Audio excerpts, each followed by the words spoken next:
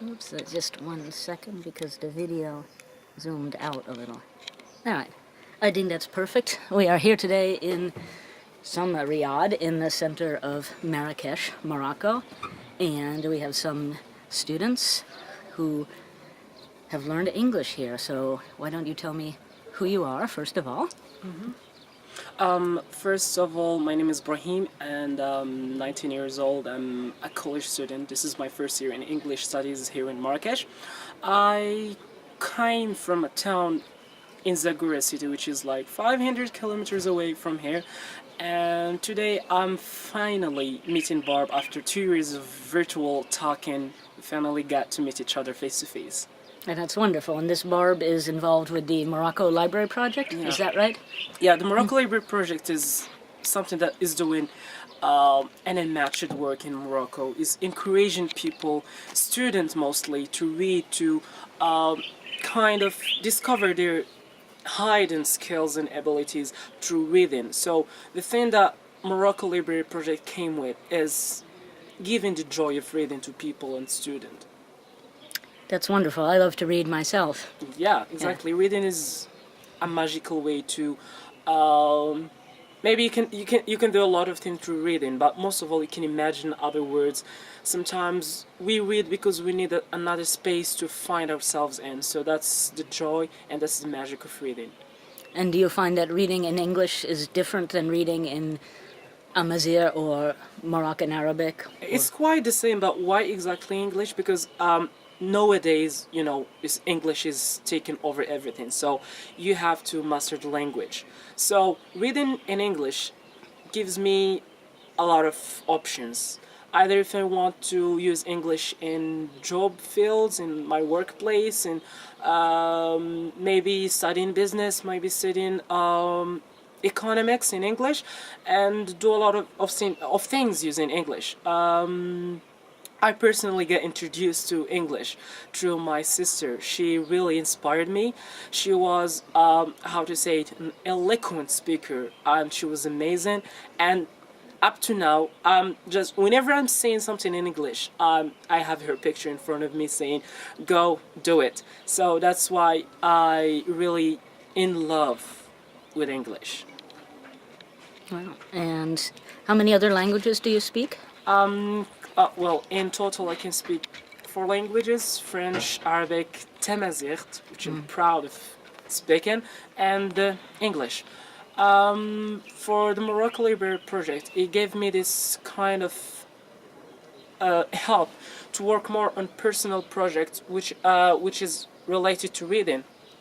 My project is Hijjatna, which means our story, our tales, and Barb really encouraged me to work more on it and work with my Morocco Library Project. So basically, we are collecting bedtime stories and other stories. So we will share them, we will inspire students through those stories, and they can also share their stories and share them. So from a student to a student, there is a story that can inspire others to do a lot of things in their communities and especially in their lives. That's wonderful. Now, the stories you're collecting, are they from your Amazigh background, or are they Arabic stories, or both? They're from different backgrounds. They're from the Amazigh background, the Arabic backgrounds, the Sahrawi backgrounds, from different backgrounds. As we know, Morocco is a mixture of cultures. So we want to emphasize that, we want to show that Morocco is the cradle of cultures. So that's why collecting is not dependent or exclusively on one culture. So it's different cultures. And then you hope to share these stories with other Yes. Moroccan students or And foreign people? Or? Yeah, I'm really hoping to share the stories, and especially through Morocco Library Project, we can give the student those stories. We can remind them that this is from your culture, this is from your country, and we can also introduce the stories for other people in the USA, in other continents, in other countries. That's great, because we don't know that much about Morocco, where I'm from anyway, in the U.S., and certainly not so much about the various Amazigh and other indigenous people. So Yes. I will be glad to read your stories, and I guess I'll have to write something too. Yeah, right? hopefully soon. Yeah. Yes. And are you encouraging your friends to write? Do they also like I do English? encourage them to write because the first thing you will find is a problem while learning another language is practice. How I practice my English, I practice it through writing. So writing gave me this space, gave me this easy way of letting my ideas going down into a paper.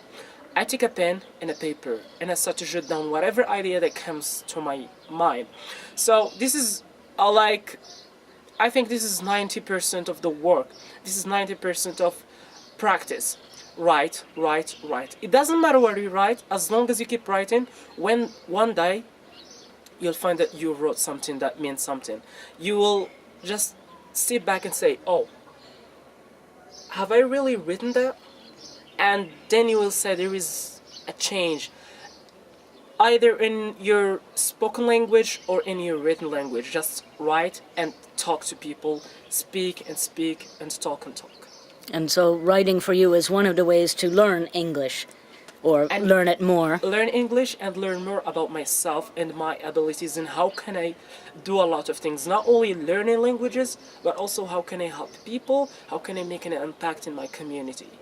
And so then you said that you write and you write, maybe it's no good, and then one day it's good. Yeah, Do you sometimes go back and say, well, if I look at this and change it a little bit, it can be good, or it Yeah. can be a story. You edit, you find something. exactly, because maybe that day you weren't in the mood, but you just wrote something that is really sad or something like that. But then you're happy, so you change that. But at least you keep editing, because nothing is perfect. But while you edit it, you try to make it perfect. But keep editing until the end. You'll find something that is really astonishing, amazing, and incredible.